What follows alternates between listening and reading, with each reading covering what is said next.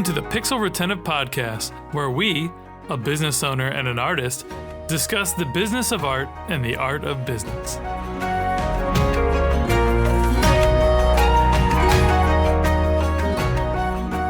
we go. All right. Hey friends, I'm Carl, founder of Epic Made, and I'm the host of the Pixel Retentive Podcast, where we share our thoughts on creativity, art, and business. Past guests include Jeremy Schuback, a motion designer and video editor, Alex Valdivia of Alice Wonders, and Keith Birkinshaw of KB Creations. I'm forever grateful for the supporters of our podcast, and we are always looking for more sponsors. That said, Pixel Retentive is brought to you by the creative gurus at Epic Made. Epic Made is a team of artists and strategists who craft entertainment quality animation and illustration that grabs attention and gets results. With clients like Nickelodeon, WWE, and Sci-Fi, we know how to speak to pop culture savvy audiences. Visit getepicmade.com and let's collaborate on your next creative campaign. All right. So with us today, we have Cynthia Huang. How you doing, Cynthia? Awesome. Really excited to be here. Really glad to have you. Super cool stuff to talk about here. So let me read your little bio real fast so everyone knows how cool you are. Cynthia is the co-founder and CEO of DTravel, a Web3 powered vacation rental ecosystem. She's an experienced startup founder and co-founded Altcoin Fantasy, a crypto trading simulation game with 350,000 users worldwide, and Airhost Forum, the largest Airbnb host forum globally. Cynthia won the Plug and Play Batch 14 Travel Startup Award and the Rising Star Award for the 2024 Shorty's Awards. That's pretty awesome, Cynthia. You've been doing some stuff. Just a little bit. Thank you for the awesome intro, though. I need to bring you around everywhere. Sure, yeah, no problem. Yeah, I'll just be your hype guy. I'm for it. Like get some NFTs out of it or anything. You know, we got to work a little side deal there. We can definitely make that happen for sure. I love it. All right, so before we jump into today's topic, I would love for our audience to get to know you a little bit better. So how long have you been in your industry and what project are you most proud of so far? Oh, I guess it would depend on if that's the short-term rental industry or the crypto industry, because DTravel is sort of at the intersection of both. In terms of short-term rentals, I've been a property manager, operator for over a decade. So that was kind of how I got started in short-term rentals. And then in crypto, it's been 8 years already. So since 2017, as a builder anyway, was kind of investing in the space prior to that. But it's been a long time and it just passes by in the blink of an eye. It really does. And if you've been in it that long and you've made some good decisions, it's probably been a good bit of business for you to be in, you know? So, well, yeah, I don't know if I've made that many good decisions. Well, you know, that's fair. But I don't mean to put all, yeah. Hey, I know how that goes. You know, it's like, hey, I've got these NFTs.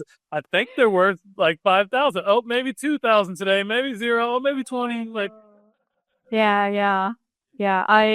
Yeah, thankfully never really got into the NFT game in terms of investing. Definitely more on the utility side because I thought that was pretty interesting. But it is, I think in crypto it's interesting because whatever trend you get into, it's very of the times, right? So if you're very into NFTs, it says something about that moment in time. And I think that's what's interesting about crypto is it changes so frequently. And whatever happens, it's very much a little bit of commentary on what's happening in the industry at that time. I love it. Yeah. And, you know, with that said, I would love to kind of get into the meat of the episode. So this is, you know, making Web3 and blockchain practical. And like you said, depending on when you get into crypto and what piqued your interest, right? Like probably says a lot about the current state of the ecosystem and what was exciting there, right? Like I got in as an artist, finally, like once NFTs were booming and like all my friends were like, you've got to do NFTs. You've got to do something. So I did my thing and I, you know, I'm happy to talk through that some if you'd like to hear, but I'd love to hear like where you think things are at now, like what you're excited about in the space and how that can, you know, be beneficial to business owners and just the ecosystem there. So it is definitely a very interesting time. Obviously, you know, you're in the US and the US plays a pretty heavy, important, critical role in how the industry grows. And I think, say what you will or feel or think about the current administration, but in a lot of ways, it's obviously been very good for the industry. And what's interesting is there's obviously a lot of focus and intention on Bitcoin, which is really great. But what's been happening behind the scenes, and this is very relevant to this idea of blockchain and crypto being very practical for businesses, is this massive growth in stablecoins, not only in terms of commercial transactions worldwide, but also as a way for people to hedge against inflation in different countries that experience hyperinflation. And so I think that's really one of the ways that mass adoption will happen for crypto is through stablecoins, because it allows people to be a part of the financial system in a way that they might not otherwise be able to. So it's definitely an interesting part of crypto that I think maybe not a lot of people saw as being a way for mass adoption to happen, but definitely has kind of taken over as one very, very strong use case within crypto. So just for layman's terms, I'll break this down for everybody a little bit. Stable coins are coins that are always they're always tied to, I think at this point, still just the US dollar, and they're always worth no. No, yeah. So that's actually one of the reasons why stablecoin are growing in popularity. So, as you mentioned, stablecoins are always pegged 1-to-1, and there's many, many different currencies that it could be applied to. So you have Euro stablecoins, you have pound stablecoins, you even have like RMB, which is the Chinese yuan stablecoins, and then they even have these regional ones now, like the Brazilian real. I don't know if I'm pronouncing that right. Whatever the currency is for Brazil, that's also been something that's had a lot of adoption. And so because it's really easy for people to hold 1-to-1 backed currencies in stablecoins that's outside of the government's control, it's allowed them to basically have a lot more stability than they would otherwise, or they could also convert those into dollars if they want. So there's actually a lot of people in Latin America who will hold on to USDT, which is one of the most popular stable coins, is back 1-to-1 with the USD as a hedge against inflation. Ah, very cool. Yeah. So that makes a lot of sense to me. So I know, there was a stable coin like 2 years ago that went bust. That was Luna. There it is. Yeah.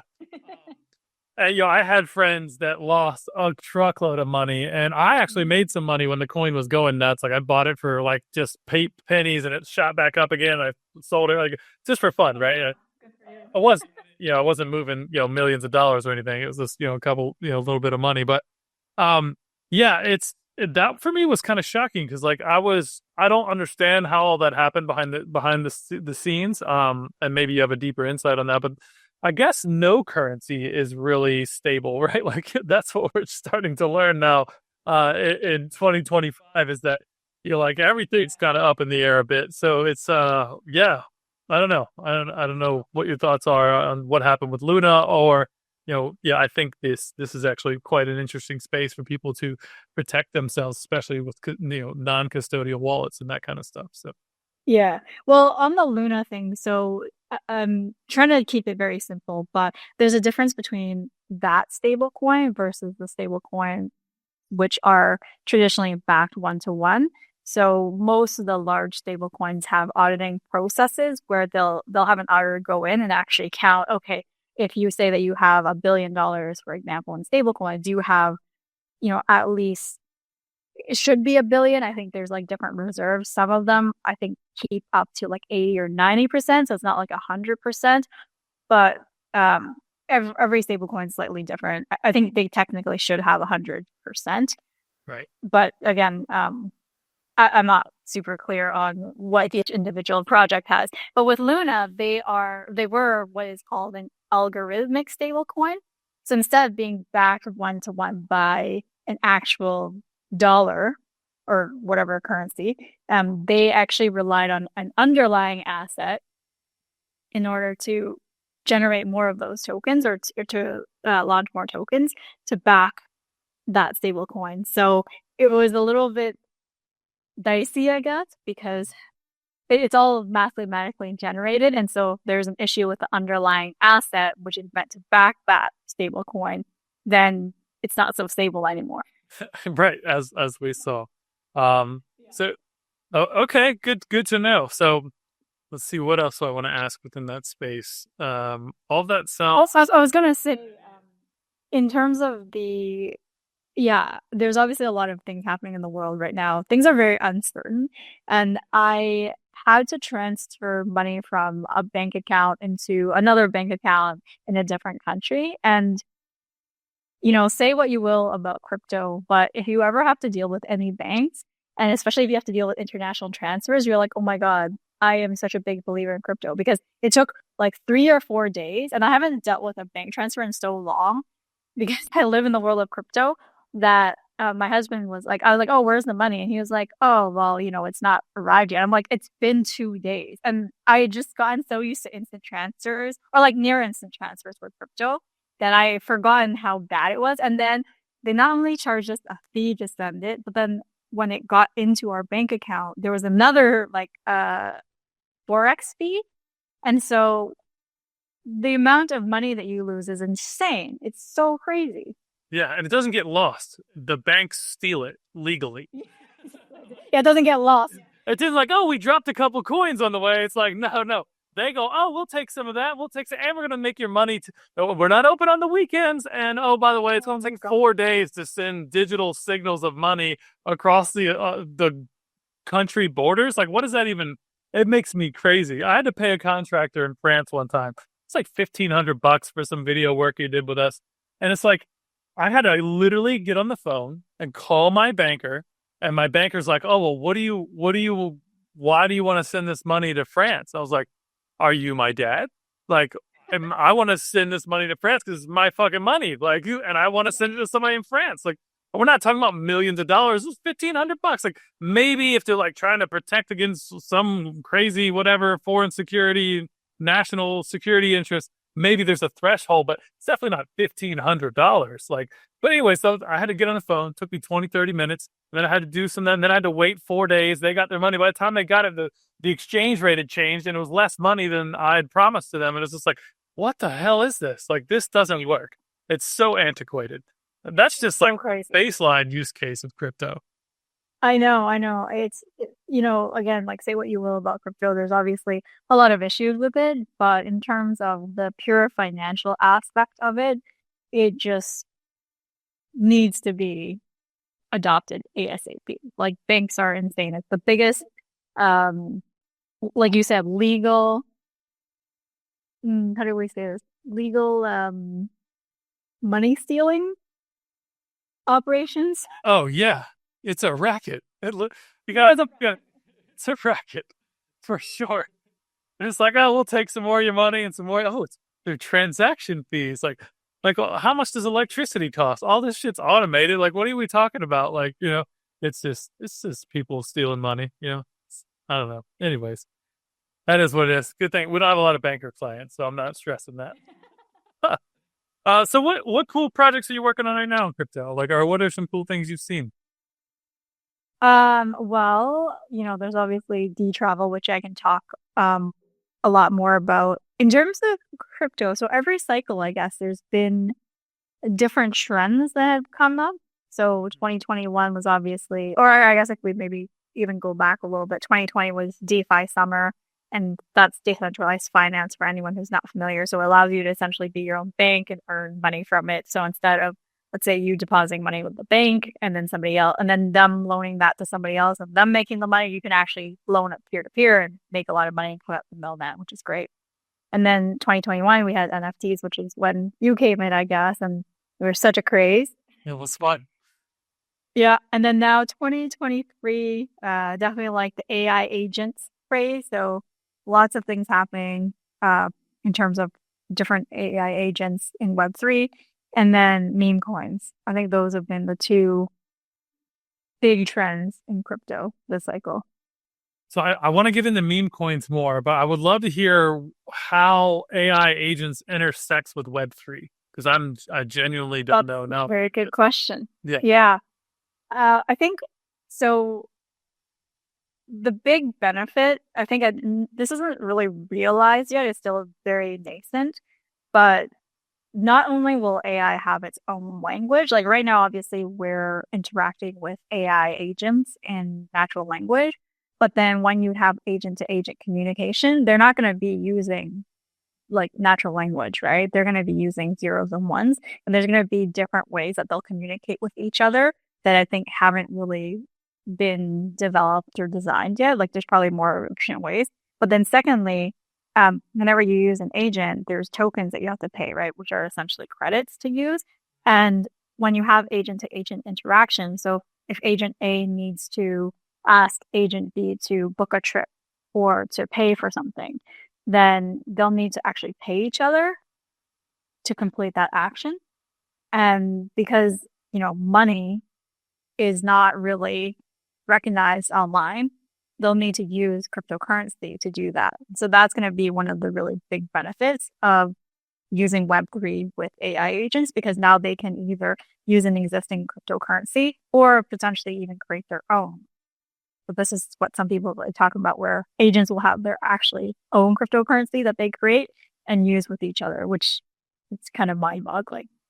And then they're going to build their own spaceships and then leave this planet behind with all these primitive creatures that created them.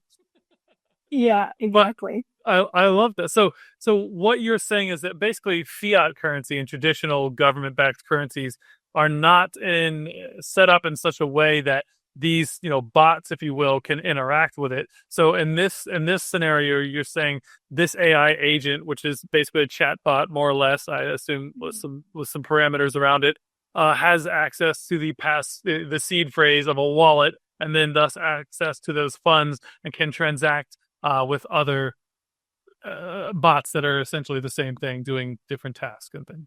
Exactly, because an agent or an AI cannot have a bank account. Like, can you imagine an agent trying to open a bank account? Like, you couldn't, right? But they could create a wallet, no problem, and then just keep those their private keys. So that's the main advantage that allows them to actually be able to transact with each other outside of the finance system. Fascinating. So that's just another like fringe thing that like I don't think was on anyone's radar as these were all coming together, and all of a sudden it's like, hey, this is the only technology that actually works for these types of interactions. Like you said, because you don't have a social security number, any government-backed identification. They're a bot, like, so they can't access a bank account or own a bank account. And then who owns that money, right? Like, because that's the crazy thing about Web3, right? Whoever has the passphrase, the seed phrase, can access anything in that wallet. But one person might have that, 20 people might have. It's a horrible idea to share that with anybody, just for the record, if you're getting into Web3. But whatever the use case, you might be 4 people that collectively have decided they want to own this one wallet, and this AI agent runs it, and it could get crazy. But yeah, that's wild to think about. Like, because you could just set up an AI agent, have them, and I'm sure people are doing this, where there's like an AI agent that has its own wallet that maybe no one even has access to, that's just building its own money. That's a crazy thing to think about. Maybe that's like synchronicity claims not too far away.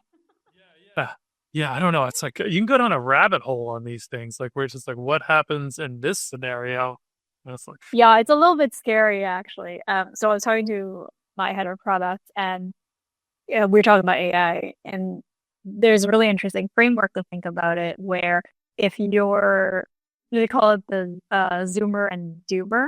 So if you're a doomer, you're kind of on the far left spectrum. Yeah, exactly. AI can kill us and take over. And then if you're a zoomer, you're like, oh, innovation at all costs. Like, we're not moving fast enough. Let's just let AI have a free reign, etc. And then there's people sort of in the middle who are reasonable and bloomers. So gloomers are much more towards doomers. They have more of a pessimistic view, but not as pessimistic as a doomer. And the bloomer is more towards the zoomer part. Not that they believe fully that there shouldn't be any controls, but they're much more optimistic about where things are going. So I think that's like a pretty helpful framework. Where do you think you would fall on that spectrum? Probably right in the middle. Like, it just depends on what we're talking about. Like, because part of me would love to just like, retire from society and make art and grow my food in my backyard and not talk to people, like unless it was fun. And part of me was like, using AI automation for all of that would be cool too, right? If like I had I've seen these things where you put it over, like you frame out a bed, right? And then you lay this like CNC type machine over top of it, and the machine moves around and either fires a laser at a weed, like a plant you don't want, an undesirable plant, or it squirts water in like fertilization on a plant you do want, and it just tends all your shit. It's a little bot, you know what I mean?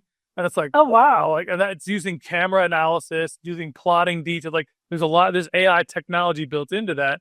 It's like, that sounds awesome, but also like, I don't want Elon Musk robot in my house doing my dishes like that. That's never gonna happen, right? Like, I have Really? smart lights, and that's it. Like, so yeah. You don't want a robot doing all your chores? I don't want a robot in my house at all. I'd rather have a human being that I trust, like, and not whatever. Like, iRobot's too real for me. Like, like, Okay, this is sorry. We have to go down this tangent because it like seems super interesting for me. Why wouldn't you trust the robot? Like, why would you trust a human being in your house over a robot?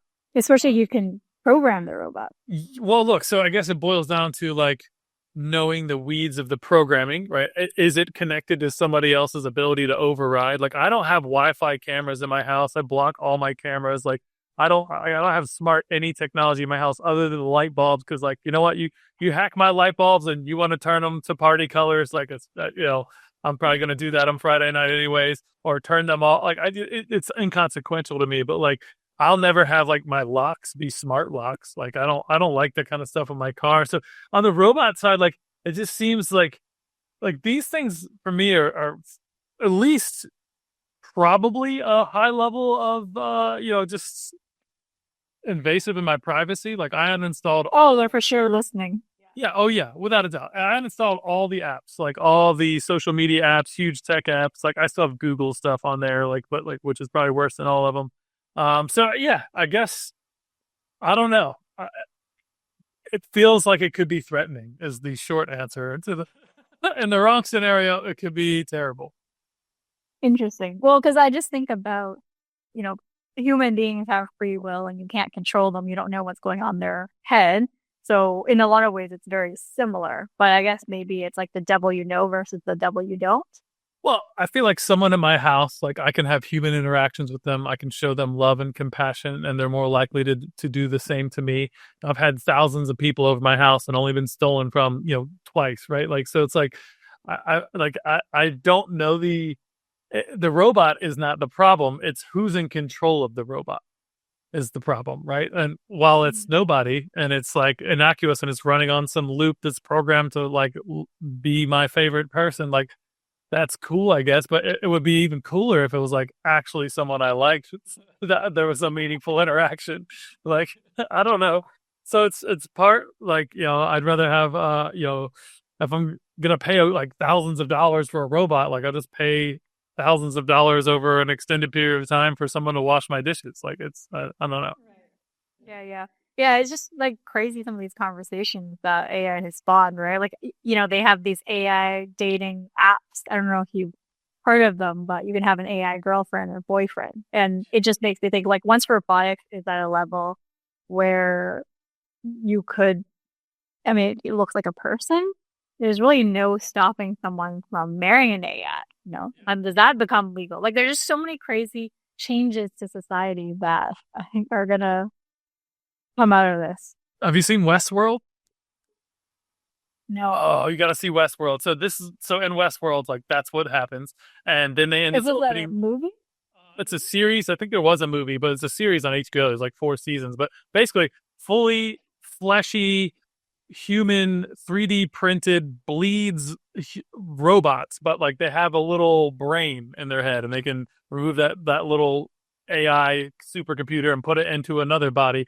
So they have like everyone go to these theme parks and they're just like, there's like basically no rules. Like, you can't hurt human beings, but you can do whatever you want to the AI people, right? And like, it just goes in every horrible direction you could think, and beautiful things and terrible things, and it's crazy, but it's definitely worth watching. And then eventually they become sentient and decide they don't want to be slaves to human beings anymore. And you can imagine where all that goes. But it's a while. You would like it if you're, especially just going down these rabbit holes in your head. It's very well done. Anthony Hopkins is in it, and a few other like really good. It's wild. It's called Westworld. You definitely got to check it out.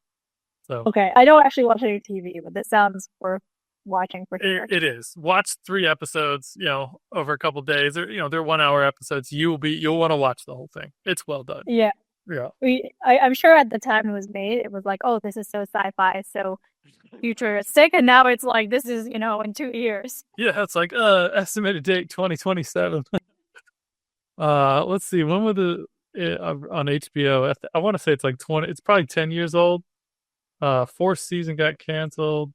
Based on a 1973 film. It's like 2016. 2016 it debuted, so it's almost a decade old now. So yeah, it's good stuff. You'll love it. So cool. Changes in such a short time, hey? Yeah, for sure.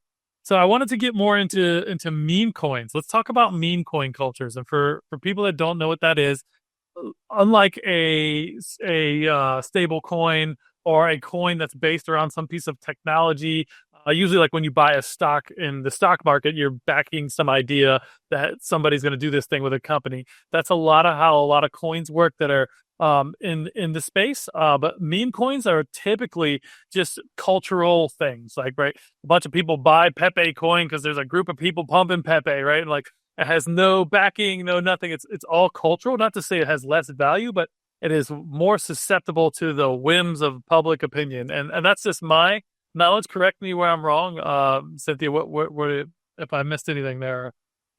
I think that's a perfect summary of it for sure. Yeah. Okay. So what's going on in the meme coin world?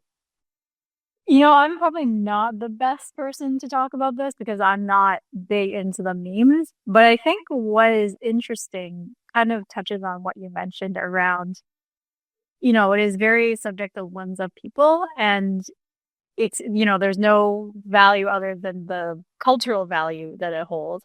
But I think part of the reason why people love meme coins, it's because, whether or not it goes up or down, and most of the time it goes down, there's, I think, a lot of power in the fact that people can do this. Like, if you think about stocks, right? You have to buy stocks and you have to buy one stock. You cannot buy a partial stock. And so if you're sort of outside the financial system, like either you don't have that much money, you don't have the knowledge, whatever the reason is that you can't access it, you feel very powerless outside of that financial system. But meme coins are such that there's like essentially zero entry barrier or zero barriers to entry. Like if you want to buy $1 of a meme coin, you can do that. And I think that people feel like a lot more ownership over the fact that if I want to go out and shield this meme coin and then try to make it go up, I can do that. And I think that's a lot of commentary on why meme coins have become very popular, is it changes the power dynamic and people are very drawn to that. 100%. So it really, so like we talked about earlier, like in the normal fiat systems, and fiat is any type of money backed by a government, like we have no control. We can't even spend our own money however the fuck we want. We can't even give it to people. It's like we are under handcuffs and we have to ask and please and use our manners and be nice and like, but like we didn't earn this money, like it isn't ours. And in the meme coins, well, in crypto in general, there's a lot more financial what's the word I'm looking for? I had it on the tip of my tongue, I lost it. Independence? Yeah, but there's a word for it financial independence is what we'll go with it.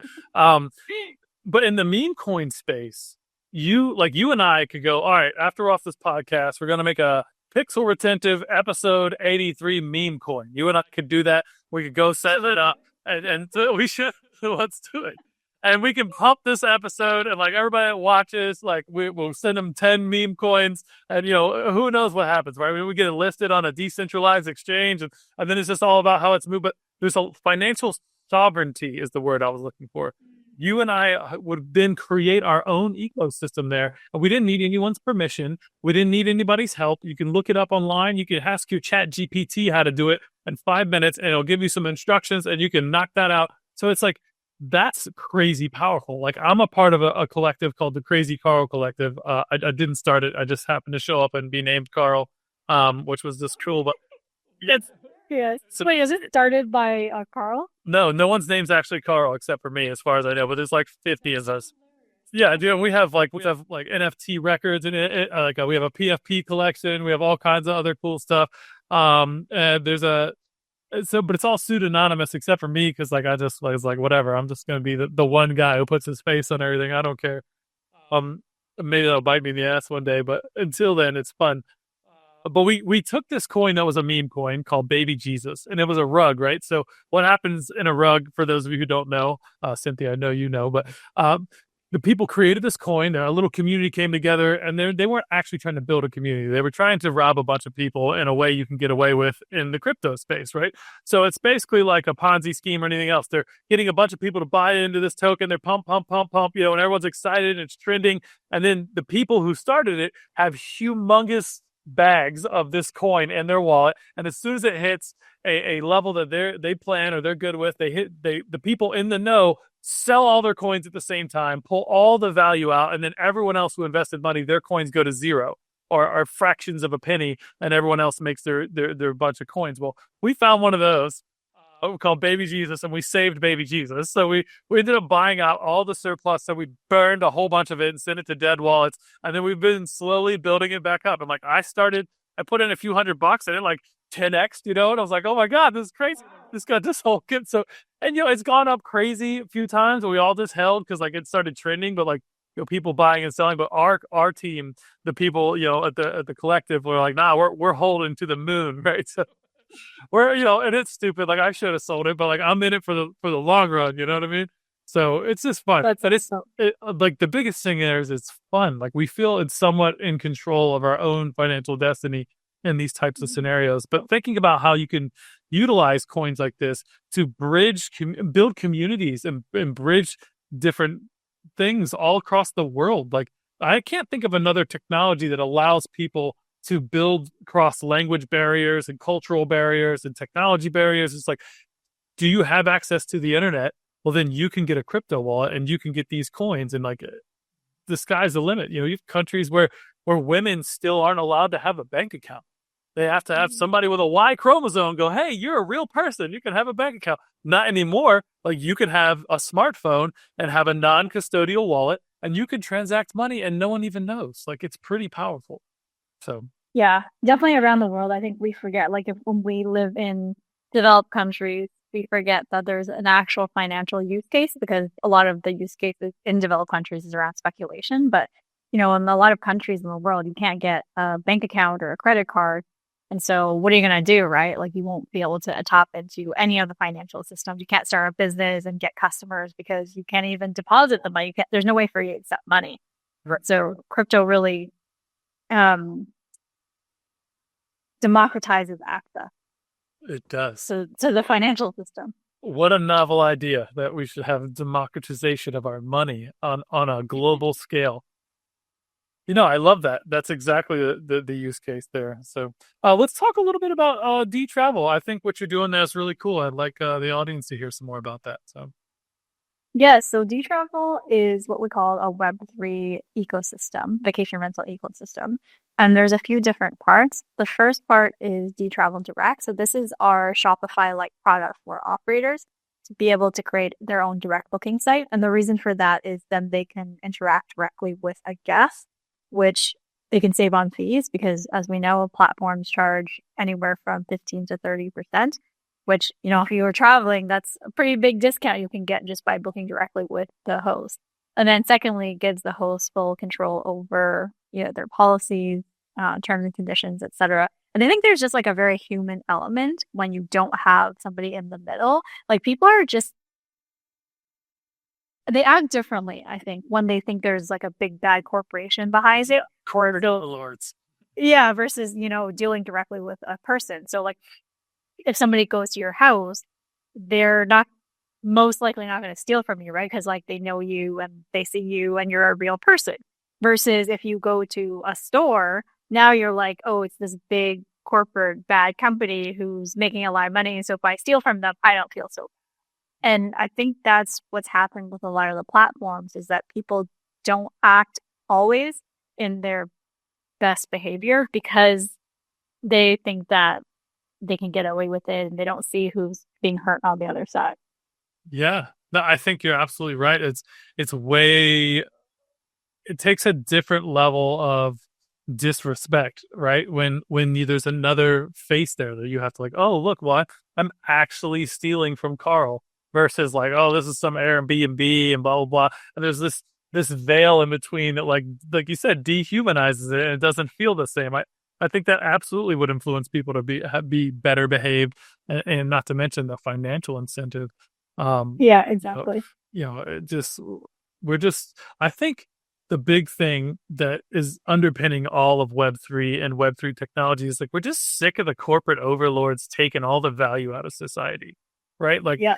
we all, as the individuals, the creators, the people that own the things and do the work, like, are sick of our value just being extracted all the way to the top, right? How do we make sure that this stays amongst the people who add the value, at least more of it, right? Like, I'm not saying, we can't play, but like, it's just like, it's gotten ridiculous. Like, how much can they take before it's like, hey, we have this class of people, there's 1,000 people that run the whole world and they take all the money through all the banks, and like it's like, it used to feel like conspiracy theory, but now it's like you could just see the numbers. Like, that's not how it goes, so Yeah, the top 1% control probably like, I don't know, 9% of the world wealth or something crazy. it's insane.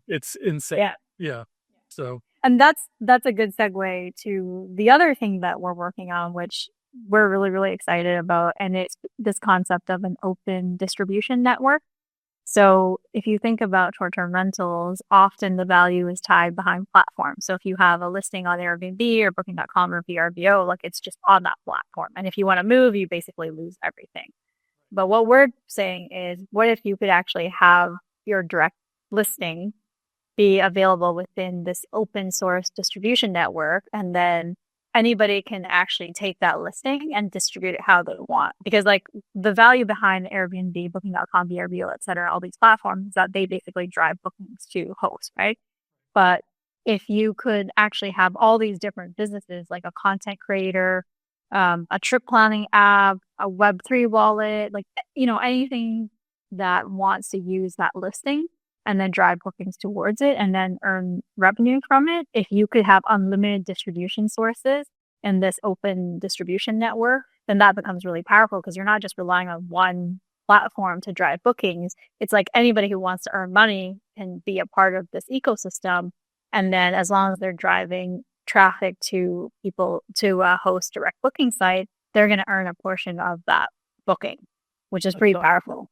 That's super powerful. So in this platform, are you tokenizing the actual listings, or are you tokenizing the dates for each listing? Like, I'd be curious to understand how that works in the back end, Yeah, so there's a few different pieces to this open distribution network.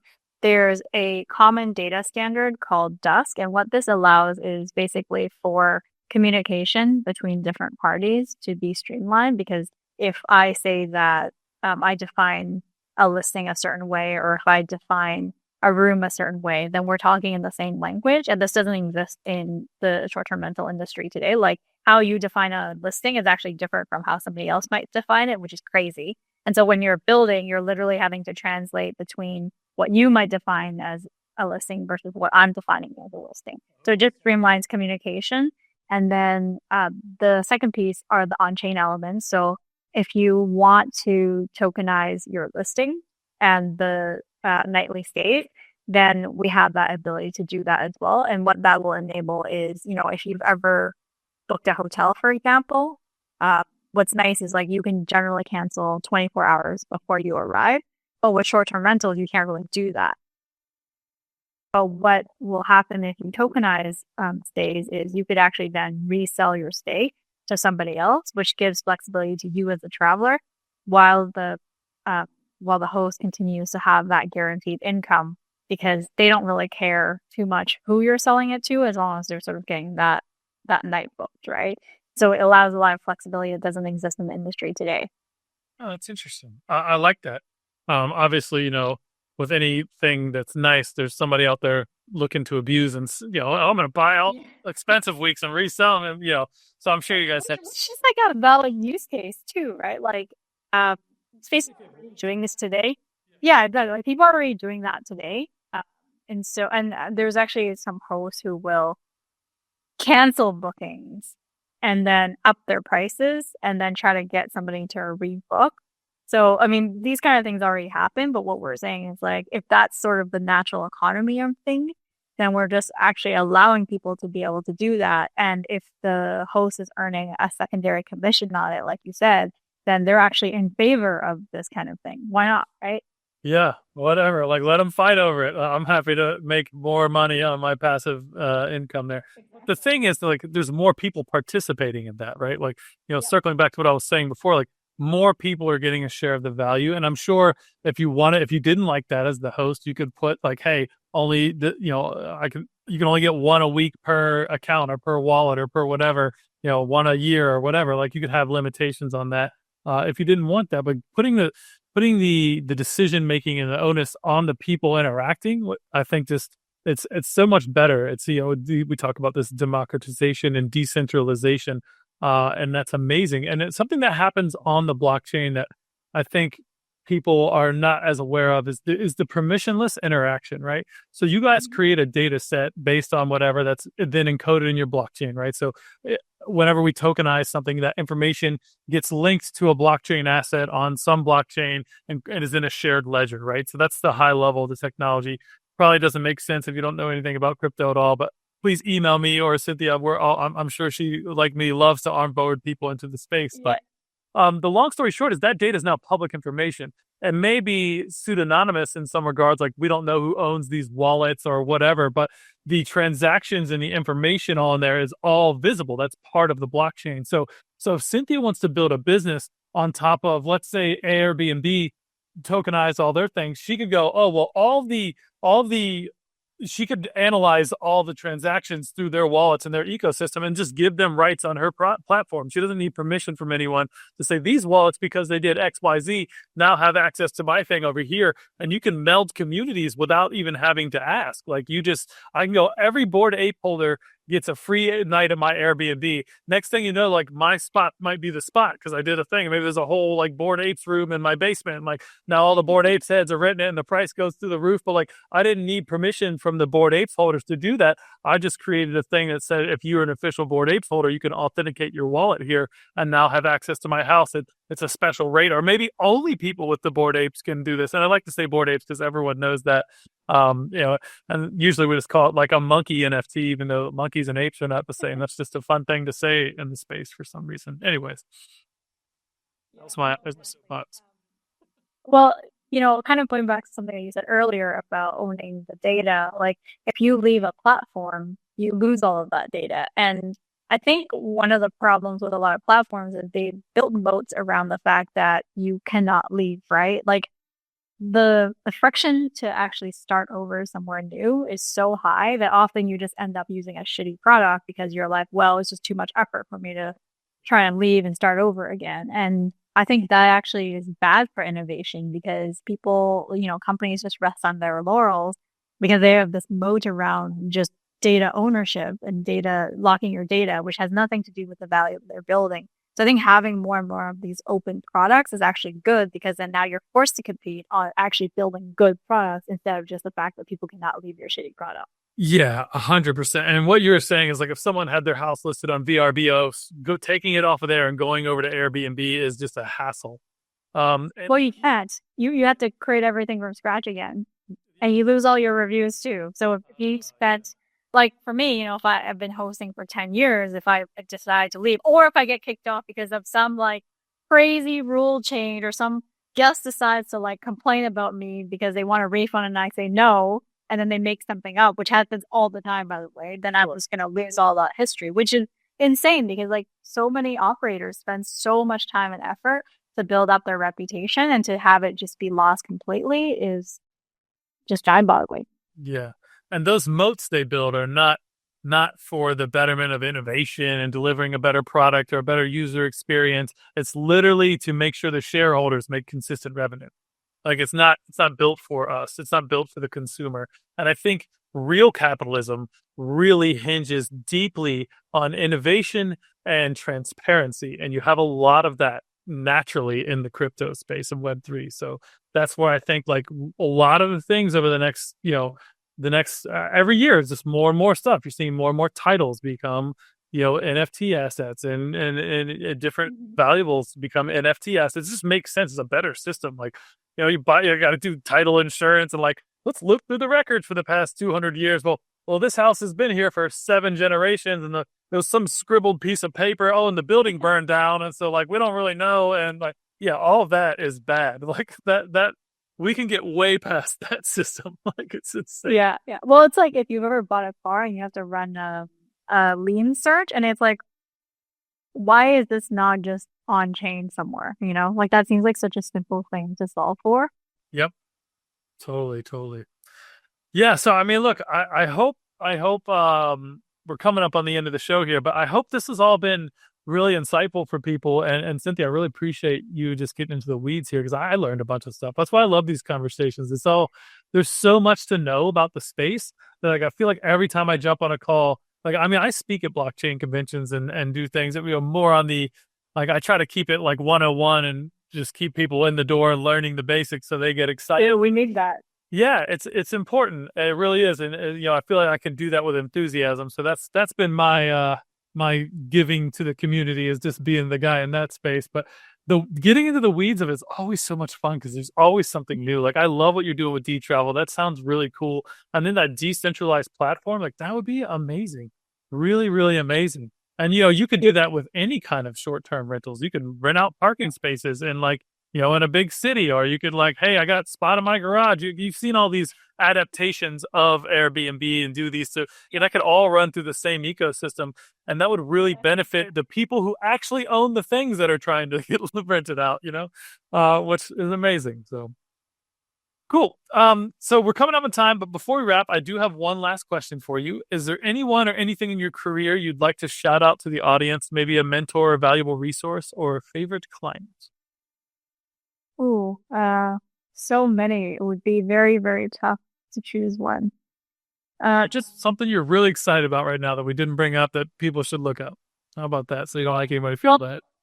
Yeah. So this is not like something specific, but kind of continuing with the AI trend is if people haven't started doing this yet, you can create custom GPTs like on ChatGPT, for example, and I've been using a lot of GPTs tailored to specific use cases. So I have like, a coach GPT. I have a therapist GPT. I have like an accountant GPT. I have just many, many GPTs. Yes. Honestly, life-changing and also scary because I'm like, I listen way too much to AI where I need to take a step back and be like, I'm over relying on AI here. I'm with you. I do the exact same thing in my business. I have like all the stuff that comes out from I built a GPT that knows like all of my business history, all of like my so I have a live stream of a podcast. I have, I have Epic Made, which is my animation and design studio. And then I'm also on the Graphic Artist Guild. Just like everything about me and what I stand for, and like my experiences I've all put in there. So, and it writes in my voice. I have like thousands of hours of transcripts in there. So I've been doing the same thing. Saves you so much time. But yeah, you do need to like look at it and make sure that it's, how you want to be represented when you're putting things out there. I actually heard. Oh, sorry. Very good. Have you heard of the concept of the second brain? No, but that's sort of what I'm doing. It sounds like. Yeah, that's exactly what you're doing. Yeah. But it gives you a nice framework. There's a YouTube video that's I think like an hour long by the author of this book. Apparently, the book is not great, but this YouTube video where he talks about everything is amazing and summarizes the whole framework. But it's basically exactly what you're doing, but what's the word? Like in a template format, I guess, sort of. Oh, yeah. That might be useful for you to look into on how to include the information so that it gives you the exact output that you want. I love that. It's basically like another version of your brain, right? That's what they call it, second brain. I love it. So I have my team will like, if someone sends me a message on my social media, they'll drop it in there, ask it how it should reply. ping that off of me, I'll be like, yeah, that's good, or change this, and then they'll post it for me. Like it's amazing. Like you could just retire and like not even be like talk to my AI, like don't even bother me. So one last thing here, because I love this. I built a LoRa model, which is basically a GPT, but in generative visual AI. And I use nothing but my late father's artwork. And I use my chat GPT to describe it in a way that would be useful for building a LoRa model. So then like all these long form descriptions in my voice talking about my dad's art, and I put it all into this LoRa model, and now it generates new art from my father, and it literally made me cry when I made it work the first time. And he's been dead since 2016. It's funny, it's magical, and like there's a whole lot of ethical concerns in there, but it was magical. So that's actually a really crazy use case. Wow. Yeah, I'm happy to share all that with you sometime, so we can talk about that some more. But all right. And I wanted to give a huge shout out to Sam Simmons, who connected us with Cynthia. Thank you, Sam. He was a past guest on the show. All right. So Sam was amazing. So we've been talking with Cynthia, who's the co-founder and CEO of DTravel. You can check out her website at dtravel.com. That's dtravel.com. But if listeners want to follow up with you directly, where should they go? I'm on all platforms as Cynbear, CYNB3AR, or you can also email me at cynthia@dtravel.com. As Carl said, I'm always really happy to get into the weeds, talk about Web3, AI, whatever, life. I love it. All right, Cynthia, well, thank you so much for being on the show, and we'll see you all next time. We really hope you enjoyed the show. Please like and subscribe to join us on our next journey through the world of art and business on the Pixel Retentive Podcast.